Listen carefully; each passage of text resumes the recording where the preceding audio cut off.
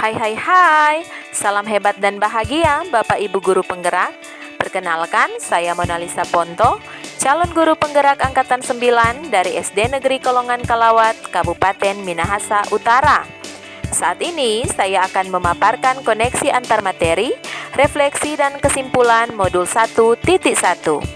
Setelah mengikuti tahapan kegiatan belajar dan mempelajari materi-materi dalam modul 1.1, maka menurut saya koneksi antar materi modul 1.1 adalah menunjukkan bagaimana keyakinan Bapak Ki Hajar Dewantara mengenai kekuatan pendidikan. Menurut Ki Hajar Dewantara, untuk menciptakan manusia Indonesia yang beradab, maka pendidikan menjadi salah satu kunci utama untuk mencapainya. Pendidikan dapat menjadi ruang berlatih dan bertumbuhnya nilai-nilai kemanusiaan yang dapat diteruskan atau diwariskan. Tujuan pendidikan nasional yang kita anut saat ini adalah berdasarkan filosofi pendidikan Bapak Ki Hajar Dewantara. Ki Hajar Dewantara menegaskan tentang perbedaan pendidikan dan pengajaran. Pengajaran adalah bagian dari pendidikan. Pengajaran merupakan proses pendidikan dalam memberi ilmu yang berfaedah untuk kecakapan hidup anak secara lahir dan batin. Sedangkan pendidikan memberi tuntunan terhadap segala kekuatan kodrat yang dimiliki anak agar ia mampu mencapai keselamatan dan kebahagiaan yang setinggi-tingginya, baik sebagai seorang manusia maupun sebagai anggota masyarakat. Pendidikan adalah tempat persemaian benih-benih kebudayaan dalam masyarakat. Tujuan pengajaran dan pendidikan adalah memerdekakan manusia. Manusia merdeka adalah manusia yang hidupnya lahir atau batin tidak tergantung pada orang lain, akan tetapi bersandar atas kekuatan sendiri. Bagaimanakah cara kita sebagai pendidik untuk mewujudkan manusia merdeka bagi murid-murid kita?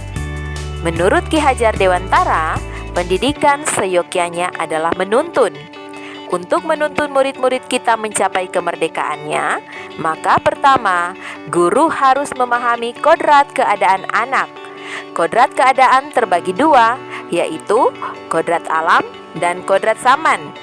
Kodrat alam merupakan kekuatan maupun kelemahan alami yang telah dimiliki anak sejak dia dilahirkan. Sementara kodrat zaman adalah keadaan lingkungan, sosial kultural, ataupun perkembangan zaman di mana anak itu bertumbuh dan berkembang. Kedua, asas trikon, kontinu, konvergensi, dan konsentris. Artinya, sebagai pendidik, kita dapat menuntun murid-murid kita untuk mengenali kekuatan kodrat mereka dengan tidak melupakan kekuatan-kekuatan sosial kultural yang ada di sekitarnya. Murid-murid dituntun untuk dapat beradaptasi dengan zaman, namun harus jeli menyelaraskan atau memfilter hal-hal yang sesuai dengan nilai-nilai luhur kebangsaan. Ketiga, budi pekerti. Menurut Ki Hajar Dewantara, budi pekerti merupakan perpaduan antara gerak pikiran, perasaan, dan kehendak atau kemauan sehingga menimbulkan tenaga. Budi pekerti juga diartikan sebagai perpaduan antara cipta, karsa, sehingga menciptakan karya. Keselarasan hidup anak dilatih melalui pemahaman kesadaran diri yang baik tentang kekuatan dirinya, kemudian dilatih mengelola diri agar mampu memiliki kesadaran sosial bahwa ia tidak hidup sendiri, sehingga dia dapat membuat keputusan yang bertanggung jawab dalam kemerdekaan dirinya dan juga kemerdekaan orang lain. Dalam menuntun budi pekerti murid-murid kita, maka kita harus menjadi teladan seperti semboyan Bapak Ki Hajar Dewantara. Ingarso sung tuludo, ing madio mangunkarso, tutwuri handayani. Refleksi.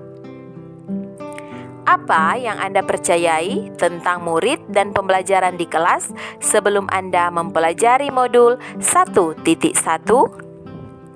Saya percaya pembelajaran akan lebih efektif apabila berpusat kepada guru sebagai sumber belajar.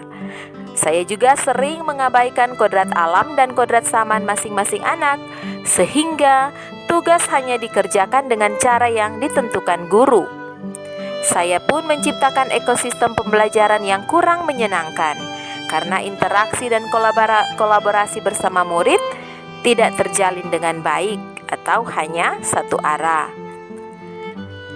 Apa yang berubah dari pemikiran atau perilaku saya setelah mempelajari modul ini?